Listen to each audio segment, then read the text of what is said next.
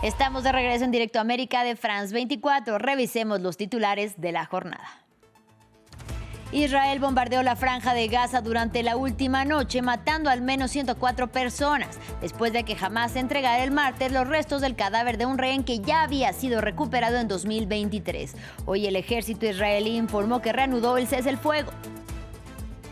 Estados Unidos y Corea del Sur cerraron un acuerdo comercial en una reunión entre los presidentes Donald Trump y Lee Jae-myung. El republicano informó que espera que la reunión del jueves con su homólogo chino Xi Jinping vaya bien y que se prolongaría por 3 o 4 horas.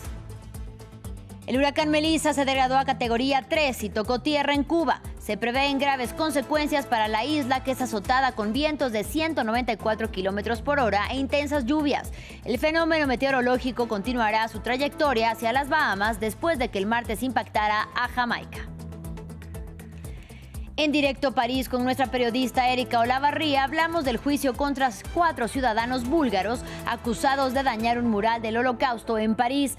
Pintaron manos rojas bajo los nombres que ayudaron a los judíos durante la Segunda Guerra Mundial. En minutos.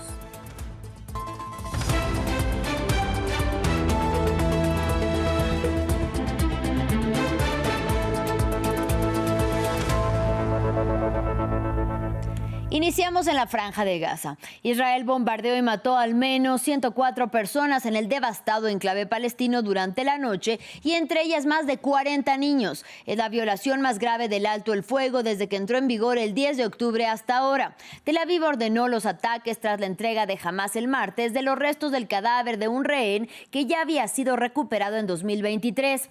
Y este miércoles el gobierno israelí dijo que reanuda el cumplimiento de la tregua. Ampliamos a continuación. Se suponía que escenas como esta habían terminado. Cadáveres que van en dirección al Hospital Nasser durante la noche tras los ataques israelíes. Entre los fallecidos hay muchos niños. Estábamos leyendo las noticias sobre las amenazas de Netanyahu y los ataques contra Gaza, y entonces el ataque se produjo justo en nuestra casa.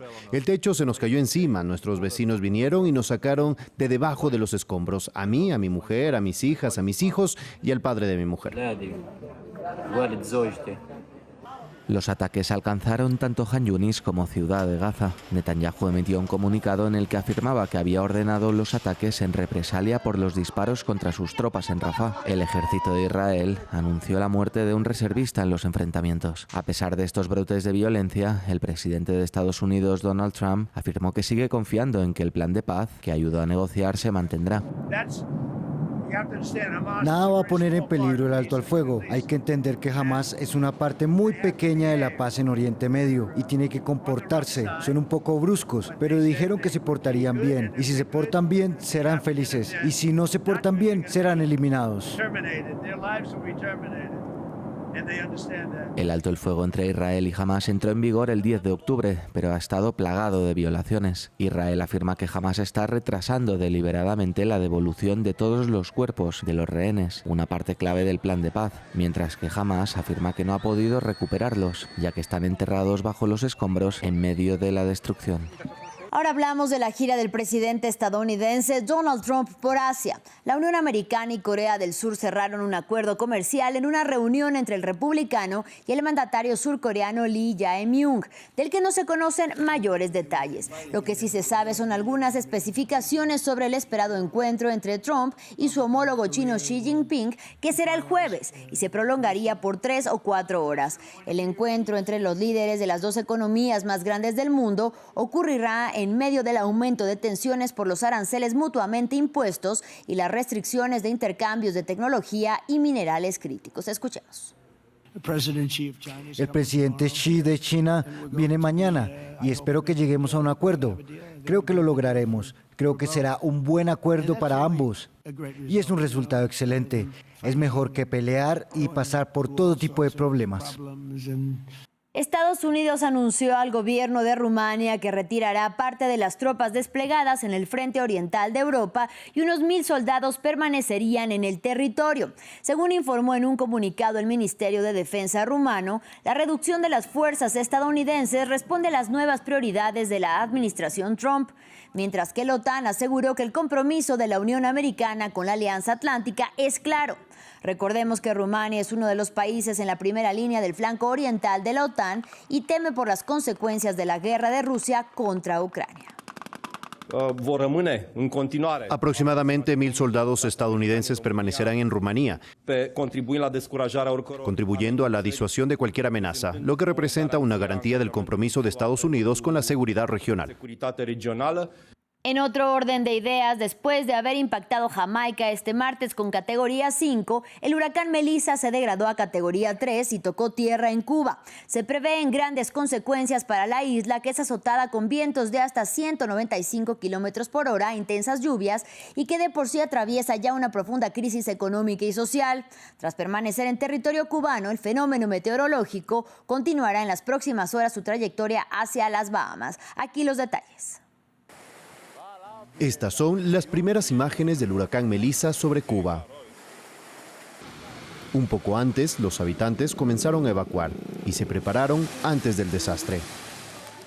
Un evento de magnitud excepcional, mientras que la falta de electricidad frenó la difusión de los mensajes de alerta. Es considerado hasta ahora, por las características que tiene, como uno de los huracanes más fuertes, más severos, o tal vez el más fuerte que haya pasado por el territorio nacional. El huracán sembró muerte en otras partes del Caribe, como en República Dominicana y en Haití. Pero fue en Jamaica, azotada de lleno por el huracán el martes al mediodía, donde Melissa desató los estragos con mayor violencia. Lluvias torrenciales y vientos que rozaban los 300 kilómetros por hora.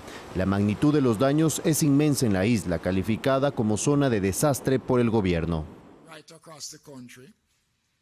En todo el país, casi todos los departamentos se enfrentan a carreteras bloqueadas, árboles caídos, postes eléctricos derribados e importantes inundaciones en numerosas comunidades.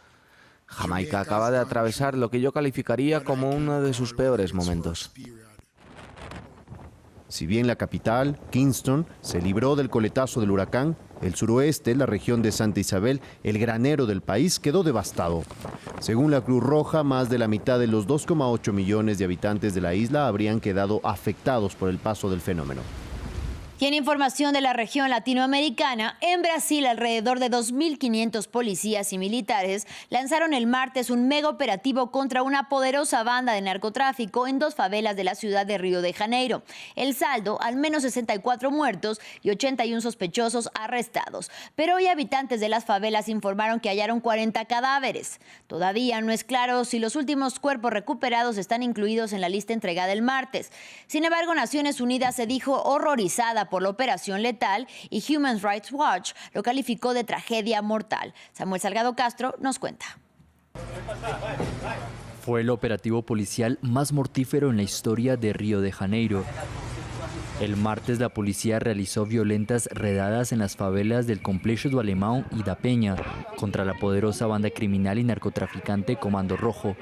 El director de Human Rights Watch en Brasil calificó este megaoperativo como una enorme tragedia y un desastre. Incluso si acaba con la muerte de sospechosos, son personas de la base de los grupos criminales y mañana va a haber otra persona ocupando ese lugar y vendiendo drogas en la esquina. Entonces, eso no tiene ninguna eficacia contra la criminalidad. Más de medio centenar de personas, en su gran mayoría presuntos delincuentes, murieron durante los enfrentamientos.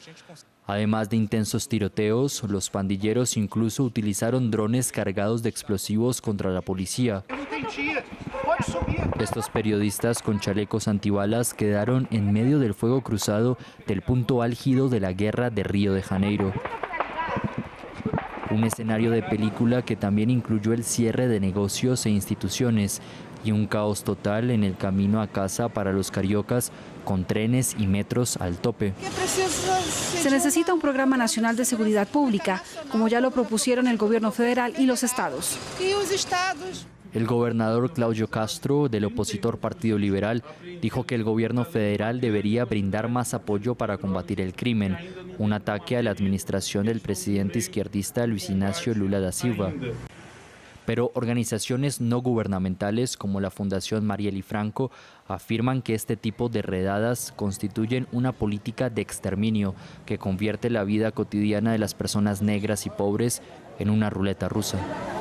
En más información, en Estados Unidos el Senado aprobó una legislación cuyo texto está orientado a bloquear los aranceles anunciados por Donald Trump a Brasil.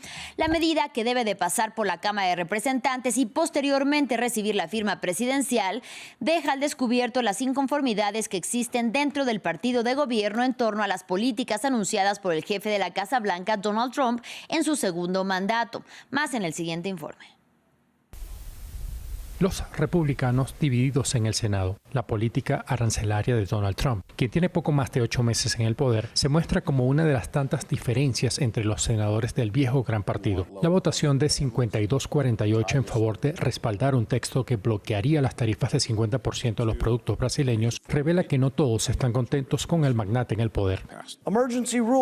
El estado de emergencia es regla de una sola persona. Yo por mi parte sigo creyendo en el principio de que no hay impuestos sin representación y votaré para poner fin a esta emergencia artificial y estos impuestos a la importación inconstitucionales. En julio pasado, Donald Trump anunció la imposición de tasas del 50% a los productos brasileños bajo el argumento que las políticas, prácticas y acciones del gobierno de Brasil amenazan la seguridad nacional de Estados Unidos. El anuncio de Trump coincidió con la condena contra el expresidente Jair Bolsonaro por su participación en el golpe de Estado tras su derrota en 2022. La decisión del Senado llega luego de un encuentro entre Donald Trump y Luis Ignacio Lula da Silva en Malasia, donde acordaron discutir sobre los aranceles. Lo estamos tratando ahora mismo y lo discutiremos durante un tiempo y creo que probablemente llegaremos a una conclusión bastante rápido. La entrada en vigor de los aranceles provocó una caída en las exportaciones brasileñas hacia Estados Unidos. En septiembre, este intercambio comercial se redujo en 20,3 puntos porcentuales respecto al mismo periodo del año pasado, de acuerdo con los datos emitidos por el Ministerio de Desarrollo, Industria y Comercio de Brasil. Países Bajos celebra este miércoles elecciones legislativas anticipadas. Unos 13,4 millones de neerlandeses están llamados a las urnas para elegir la composición de su Parlamento Nacional. De él saldrá la futura coalición del gobierno. Y se trata de los terceros comicios que celebra el país en menos de 5 años. No hay claros favoritos, pero la extrema derecha de Geert Wilders, frente al Partido por la Libertad, aspira a repetir los resultados de hace 2 años que le dieron el triunfo. Vamos a España. Un año después de las inundaciones en la comunidad de Valencia que costaron la vida a 229 personas, los habitantes de las zonas afectadas recuerdan el horror de la dana más mortífera que ha azotado España en las últimas décadas. Unos piden justicia, pero otros buscan infraestructuras que los protejan a futuro. 365 días después de esta tragedia, un equipo de France 24 se desplazó a los municipios afectados y esta es la historia. Un año después de la tragedia, el lodo desapareció, pero el rastro de la riada mortal sigue visible en l'Horta Sud de Valencia. Tras esta puerta, Rosa Álvarez vuelve al lugar donde desapareció su padre. El agua derribó la pared medianera y por eso arrastró a mi padre. Por eso nunca sabremos si mi padre murió en la casa o murió arrastrado. Hoy exige responsabilidades políticas. Tienen que asumir que la responsabilidad de proteger, de advertir a sus ciudadanos es suyo. Y fallaron. Mi descanso empezará cuando los vea en prisión. Para ella, la reconstrucción pasará por la justicia, mientras algunos pueblos hacen obras provisionales a la espera de cambios más importantes. Ese barranco llevamos 40 años reivindicando y exigiendo que se finalice, que se hagan actuaciones estructurales. Una de ellas es un bypass para derivar cierta parte de agua para que en su conjunto la zona urbana esté lo más protegida posible. Y por fin está en la hoja de ruta. Pero mientras tanto eso se ejecuta, hemos impulsado un plan de choque. Un plan para evitar lo peor, como hace un año, cuando la riada destrozó la casa de Mónica. Consiguió salvarse con sus hijas, subiendo por una escalera de obra a su patio trasero. Hoy sigue sin sentirse segura. Durante todo este año ha sido bastante sacrificado, mucho estrés, porque han sido muchos meses de limpiar, de obras, conviviendo con ello. Pero sí que es verdad que por las fechas que son, pues siempre tiene ese resquemor, esa cosa de pensar, bueno, llegará, volverá a entrar agua, seguiremos así toda la vida. Un año después, Valencia renace difícilmente de sus escombros.